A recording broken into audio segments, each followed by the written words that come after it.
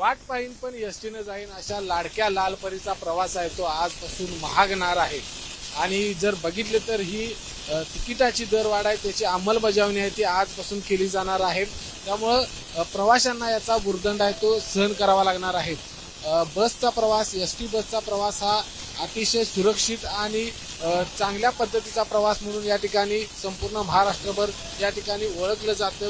खेडोपाडी ज्या ठिकाणी खासगी वाहतूक जात नाही किंवा ज्या ठिकाणी सेवा दिली जात नाही त्या ठिकाणी जाऊन बस ही आपली सेवा देते, लालपरी आपली सेवा देते। अशा या लालपरीचा प्रवास आहे तो आजपासून महागलेला आहे।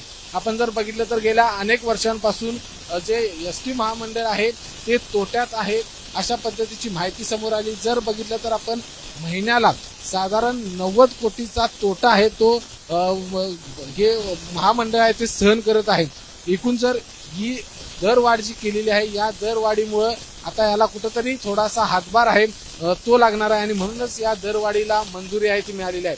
आजपासून जर आपण बघितलं तर पुणे असेल किंवा मुंबई असेल इथला प्रवास कोल्हापुरातून आपण जर बघितलं तर मुंबईला याच्या आधी 564 रुपये असा दर होता आणि नवीन दर आहे तो 654 रुपये आहे।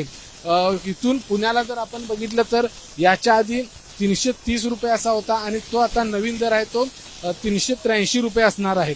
साताऱ्याला आपण याच्या आधी बघितलं तर 185 रुपये होता आता 212 रुपये इतकं तिकीट आहे ते होणार आहे।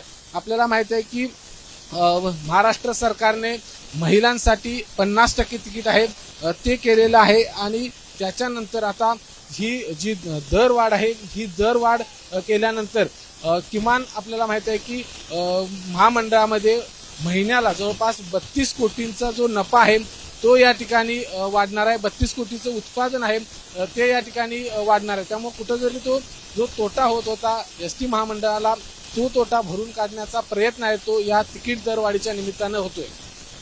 कॅमेरामन निलेश शेवाळेसह विजय केसरकर, एबीपी माझा, कोल्हापूर। एबीपी माझा, उघडा डोळे बघा नीट।